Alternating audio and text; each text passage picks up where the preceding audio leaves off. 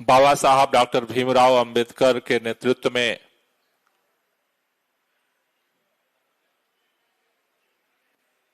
भारत के संविधान का आज स्थापना दिवस है, संविधान दिवस है। और उसी दिन आम आदमी पार्टी की स्थापना हुई। ये संयोग नहीं था, सोच समझ करके इस देश के अंदर भ्रष्टाचार विरोधी आंदोलन के गर्भ से पैदा हुई आम आदमी पार्टी का नाम जब रखा जा रहा था, उस समय ये बात साफ साफ दिखती थी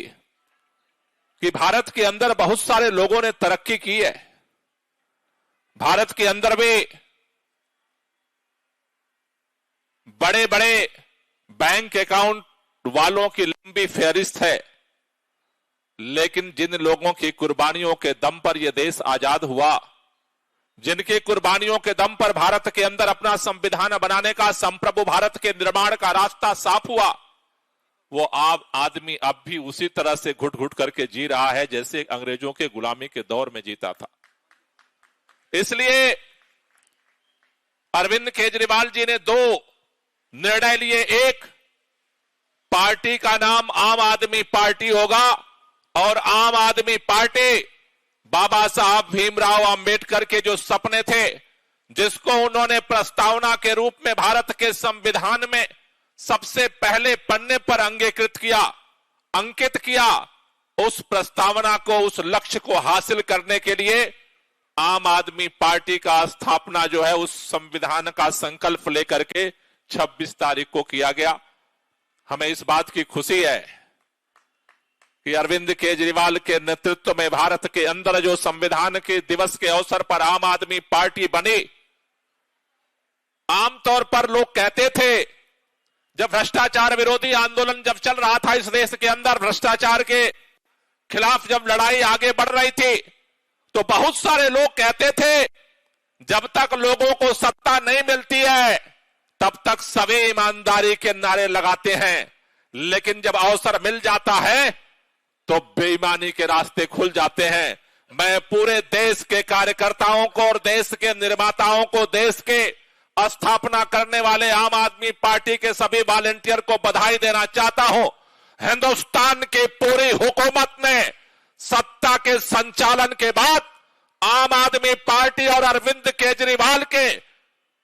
घर से लेकर के हिंदुस्तान के कोने कोने, चप्पे चप्पे पर छान लिया। और इस सारे स्क्रूटनी के बाद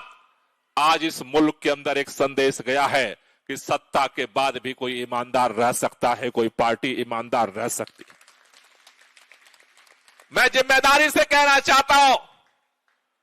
मुख्यमंत्री छोड़ दो, मंत्री छोड़ दो, अगर भारतीय जनता पार्टी के एक पार्षद का भी ईमानदारी से जांच हो जाए, भारतीय जनता पार्टी का एक भी नेता ऐसा नहीं है जिसके आप सबूत न मिल जाए, लेकिन अकेली आम आदमी पार्टी है। इन तमाम तूफानों के बाद भी चट्टान की तरह सीना तान करके खड़ी है, और वह इसलिए खड़ी है, भारतीय जनता पार्टी के पास सत्ता के सीबीआई की ताकत है,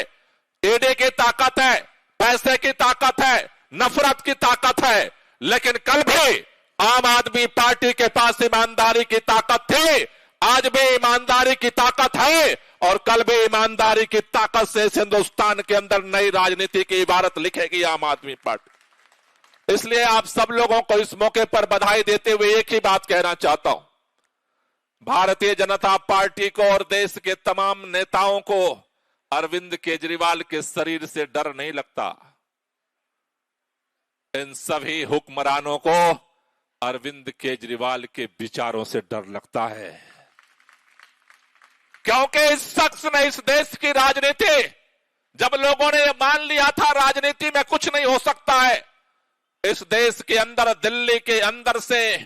उम्मीद की एक किरण जलाई है। चारों तरफ तूफानों के बीच में पहला तो यही संकट था कि किरण जलेगी कैसे, दिया जलेगा कैसे उम्मीद का, लेकिन जलने के बाद सबसे बड़ी चुनौती थी कि इस जलते दिए को कैसे बुझाया जाए, लेकिन अरविंद केजरीवाल ने उम्मीद की दिया जलाई भी, उम्मीद का दिया बचाया भी। और आप सबसे मैं यही बात कहना चाहता हूं, आज स्थापना दिवस के अवसर पर पूरा देश एक ही चाहत रखता है कि दिल्ली के अंदर जो राजनीति में नई उम्मीद का दिया जला है, ये पूरे मुल्क को रोशन करे।